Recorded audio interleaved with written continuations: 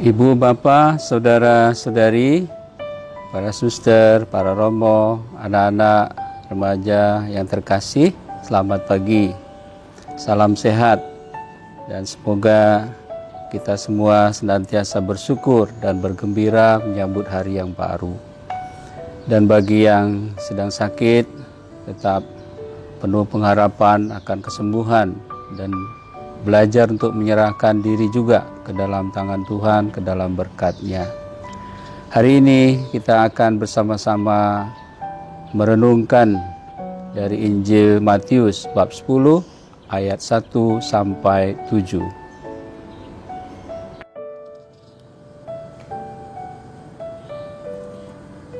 Rabu 7 Juli 2021, Pekan Biasa ke-14.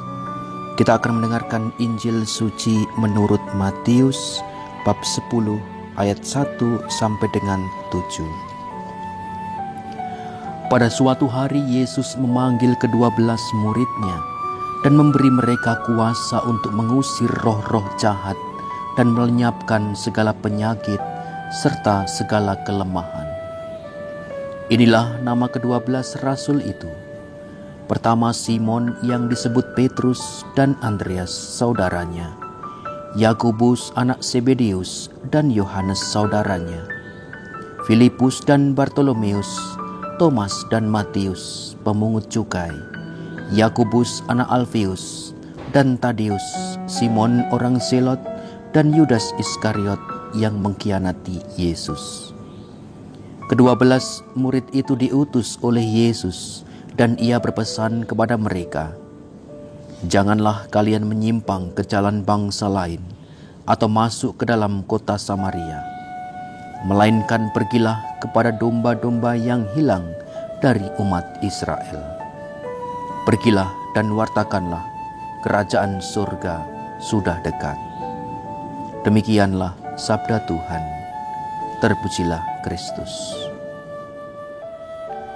Ibu, Bapak, Saudara-saudari, anak-anak terkasih, dalam Injil yang telah kita dengar, tadi kita mendengar bahwa Yesus memanggil 12 murid-murid-Nya dan mereka diberi kuasa untuk mengusir roh jahat, melenyapkan segala penyakit serta segala kelemahan.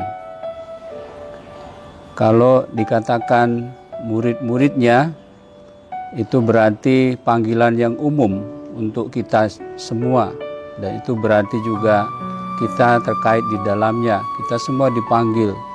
Kita juga semua diberi kuasa. Kita menyadari pada saat pembaptisan, kita semua diberikan kekuatan Roh Kudus itu untuk melaksanakan apa yang menjadi tugas perutusan kita. Maka apa yang menjadi tugas Yesus di dunia, yaitu menghadirkan kerajaan Allah, tentu menjadi bagian dari kita. Yang istimewa adalah sesudah itu Yesus di sini menyebutkan, atau paling tidak Matius mengatakan, inilah nama rasul-rasul itu. Ada perubahan dari kata murid menjadi rasul. Bapak, Ibu, Saudara-saudari, kata rasul berarti utusan atau yang diutus. Nah, ini berarti kehidupan kita sebagai gereja, sebagai umat Allah tidak pernah terlepas dari yaitu tugas perutusan kita untuk mewartakan kerajaan Allah.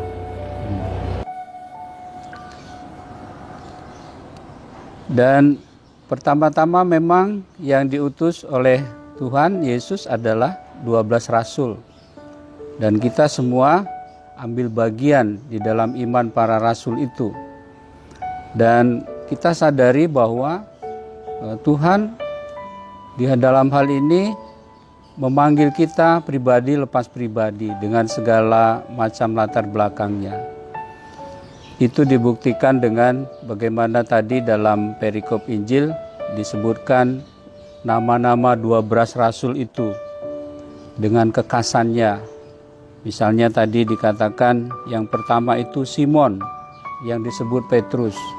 Lihat bahwa Simon adalah seorang nelayan, tetapi ketika bertemu dengan Yesus, dia dikatakan sebagai Petrus, batu karang. Bahkan Yesus itu merencanakan dia menjadi penjuru gereja.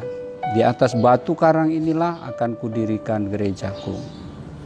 Dan masih ada lagi, misalnya Bartolomeus, dia adalah anak kegembiraan.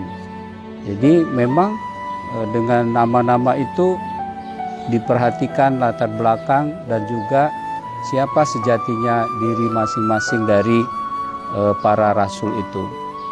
Kita belajar dari sini, Ibu Bapak Saudara terkasih, itu berarti bahwa untuk menjalani tugas perutusan, misi kita mewartakan kerajaan Allah, pertama-tama kita juga mestinya menyadari siapa kita, identitas kita, kemudian juga apa yang menjadi kemampuan kita, apa yang menjadi latar belakang kehidupan kita. Ini akan sangat membantu dan menolong kita. Kita ada tinggal di lingkungan mana, saya berasal dari mana, dan lain sebagainya.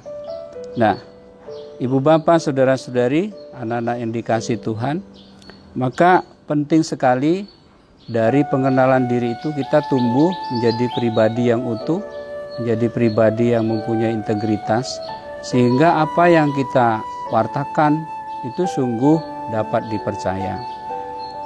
Yang berikutnya, dikatakan bahwa Yesus memberi pesan kepada mereka, jangan kalian menyimpang ke jalan bangsa lain atau masuk ke dalam kota orang Samaria, melainkan pergilah kepada domba-domba yang hilang dari umat Israel. Ibu Bapak Saudara-saudari, kita bisa menangkap inspirasi ini. Pertama-tama memang Yesus diutus ke dunia untuk menyelamatkan orang yang berdosa, diutus kepada bangsa Yahudi, diutus kepada bangsa Israel untuk mempertobatkan mereka. Tetapi tentu kita tahu bahwa tugas pewartaan menghadirkan kerajaan Allah bukan hanya untuk mereka saja. Kalau sekedar hanya untuk mereka, ya tentu penebusan Tuhan tidak menjadi universal. Yesus datang ke dunia untuk menyelamatkan manusia dan seluruh ciptaan. Lalu apa yang bisa kita belajar dari sini? Memang Bapak Ibu Saudara-saudari, pewartaan itu pertama-tama haruslah kita sendiri yang menerimanya dan kita sendiri yang juga mempraktekannya. Lalu kita tumbuh berkembang kepada lingkungan, keluarga kita, orang-orang yang dekat dengan kita. Semoga kita dapat menghadirkan kerajaan Allah itu dalam kehidupan kita dari antara orang-orang kita. Kita percaya bahwa kalau ke tempat kita secara pribadi kita sudah baik dan keluarga kita baik, pasti itu juga akan menjadi tanda pewartaan yang hidup. Kita bukan hanya berbicara, tetapi sungguh memberi teladan. Di samping itu, tentu saja seperti Yesus katakan, bukan hanya kita bicara, tapi juga berlaku, berbuat sesuatu yang menjadi tanda yang konkret dalam kehidupan kita. Jadi, Bapak Ibu, Saudara-saudari, hari ini kita belajar dari perikop Injil hari ini. Satu, bahwa kita semua adalah murid Yesus. Kita semua juga sekaligus adalah rasul, karena kita juga diutus. Dan Yesus mengutus kita tidak begitu saja. Kita diberi kuasa, kita diberi tanggung jawab. Namun kuasa dan tanggung jawab itu mesti kita jalankan sesuai dengan yang dikehendaki Tuhan. Bukan hanya dengan berkata-kata, tapi dengan keteladanan hidup yang baik. Tuhan memberkati kita.